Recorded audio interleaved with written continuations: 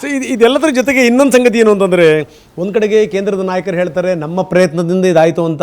ಪರಮೇಶ್ವರ್ ಅವರು ಅದನ್ನು ಎಸ್ ಹೌದು ನಮ್ಮ ಪ್ರಯತ್ನ ಮೊದಲಿಂದನೂ ಇತ್ತು, ಅನ್ಯಾಯ ಆಗ್ತಾ ಇದೆ ಜನಗಳಿಗೆ ಅನ್ನುವಂಥ ಮಾತನ್ನು ಹೇಳಿದ್ವಿ, ಅದಕ್ಕೋಸ್ಕರ ಆಗಿದೆ ಅಂತ ರಾಜ್ಯ ನಾಯಕರು ಹೇಳ್ತಾರೆ. ಇನ್ನೊಂದು ಕಡೆಗೆ ರಾಜ್ಯಗಳಿಗೆ, ಅದರಲ್ಲೂ ವಿಶೇಷವಾಗಿ ಕರ್ನಾಟಕಕ್ಕೆ ಈ ವಿಚಾರಕ್ಕೆ ಸಂಬಂಧಪಟ್ಟಂಗೆ ನಷ್ಟ ಆಗುತ್ತೆ ಅನ್ನುವಂಥ ಮಾತನ್ನು ಕೂಡ ನಾಯಕರುಗಳು ಹೇಳ್ತಾ ಇದ್ದಾರೆ.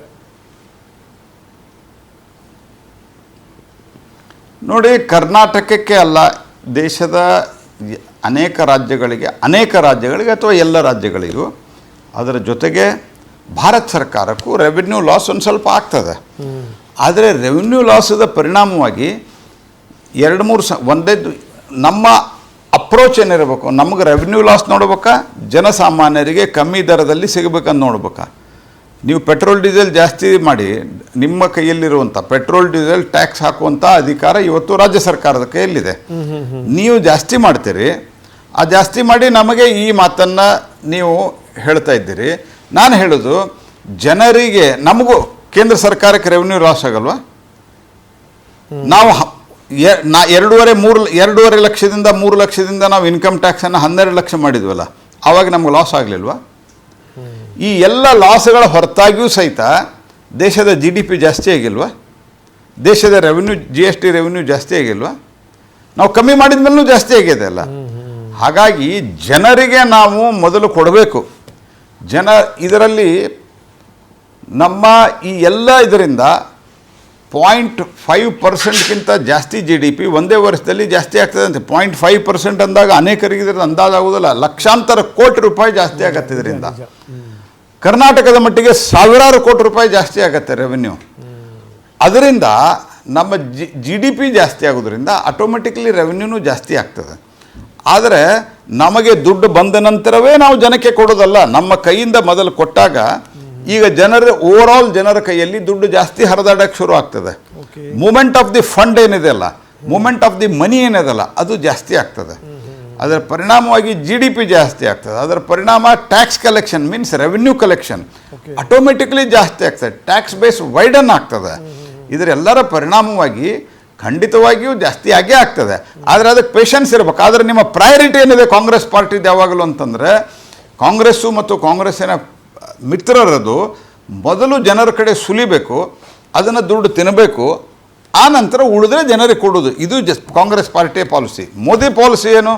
ನಾವು ದುಡ್ಡನ್ನು ಜನರ ಕಡೆಯಿಂದ ವಸೂಲು ಕಮ್ಮಿ ಮಾಡಬೇಕು. ಜನ ಅವರ ಸಾಮಾಜಿಕವಾಗಿರಬಹುದು, ಆರ್ಥಿಕವಾಗಿರಬಹುದು, ಜನ ಗಟ್ಟಿ ಆಗಬೇಕು. ಯಾವಾಗ ಸಮಾಜ, ದೇಶ ಮತ್ತು ಜನ ಗಟ್ಟಿ ಆಗ್ತಾರೆ, ಆಟೋಮೆಟಿಕ್ಲಿ ದೇಶದ GDP ಜಾಸ್ತಿ ಆಗ್ತದೆ. ಏನಾಗಿದೆ, ಇವತ್ತು ನಾವು 12 ಲಕ್ಷಕ್ಕೆ ಏರಿಸಿದಾಗೂ ಸಹಿತ ಮಧ್ಯೆ ಅನೇಕ ನಾವು GST ದರಗಳನ್ನು ಕಮ್ಮಿ ಮಾಡಿದಾಗೂ ಸಹಿತ ಭಾಳ ಸರ್ತಿ ಕಮ್ಮಿ ಮಾಡಿದ್ವಿ. 8 ವರ್ಷದಲ್ಲಿ ನೀವು ಕೇಳಿದ್ರಲ್ಲ, ಇದಾಗಿ 8 ವರ್ಷ ಬೇಕಾಯ್ತು. 8 ವರ್ಷದಲ್ಲಿ ಹಲವಾರು ಬಾರಿ ಕಮ್ಮಿನೇ ಮಾಡಿದ್ವಿ, ಒಮ್ಮೆ ಜಾಸ್ತಿ ಮಾಡಿಲ್ಲ. ಕಮ್ಮಿ ಮಾಡ್ತಾ ಬಂದು ಈಗ ಒಂದು ಲೆವೆಲ್ಗೆ ಬಂದಿದೆ. ಈ ಸಂದರ್ಭದಲ್ಲಿ ಇವ್ರದ್ದು ಅಪ್ರೋಚ್ ಏನಿರಬೇಕು, ಜನರಿಗೆ ಸಿಕ್ಕಿದೆ, ನಮಗೆ ಸಂತೋಷ ಆಗಿದೆ, ನಮ್ಮ ರೆವಿನ್ಯೂ ಆಮೇಲೆ ನಾವು ನೋಡ್ಕೊಳ್ತೀವಿ ಅನ್ನುವಂಥ ಭಾವನೆ ಇರಬೇಕು. ನಮ್ಮ ರೆವಿನ್ಯೂ ಹೋಗ್ತದೆ, ನೀವೇನು ಮಾಡ್ತೀರಿ ಅಂತ ಕೇಳಿದರೆ ರಾಷ್ಟ್ರಕ್ಕೂ ರೆವಿನ್ಯೂ ಹೋಗ್ತಾ ಇದೆ. ಮೋದಿ ಏನು ಹೇಳಿದರು, ನನಗೆ ರೆವಿನ್ಯೂ ಹೋದ್ರೋಗಲಿ, ನನಗೆ ತೊಂದರೆ ಆದರಾಗಲಿ, ನನ್ನ ದೇಶದ ಜನರ ಹಿತವನ್ನು ಕಾಪಾಡೋದು ಮೊದಲು ನನ್ನ ಆದ್ಯತೆ ಅಂತ ಮೋದಿ ಅವರು ಹೇಳಿಲ್ವಾ? ನಿಮ್ಗೆ ಯಾಕೆ ಬಾಯಲ್ಲಿ ನಿಮಗೆ ಇವ್ರು ಹೇಳ್ತಿರುವಂಥದ್ದು ಏನು ಅಂತಂದರೆ, ಪ್ರಹ್ಲಾದ್ ಜೋಶಿ ಅವರೇ, ಇವ್ರು ಹೇಳ್ತಿರುವಂಥದ್ದು ನೋಡಿ, ಕೇಂದ್ರಕ್ಕಾದರೆ ಆದಾಯದ ಮೂಲಗಳು ಜಾಸ್ತಿ ಇವೆ, ಆದರೆ ರಾಜ್ಯಗಳಿಗೆ ಬಹಳ ಸೀಮಿತ. ಇರೋದ್ರಲ್ಲೇ ಕಸ್ಕೊಂಡ್ಬಿಟ್ರೆ ನೀವು ಅತ್ತೆದನ್ನು ಕಸ್ಕೊಂಡು ಅಳಿಯ ದಾನ ಮಾಡ್ದಂಗೆ ಆಗತ್ತೆ. ಇದು ಇವರ ಆರೋಪ.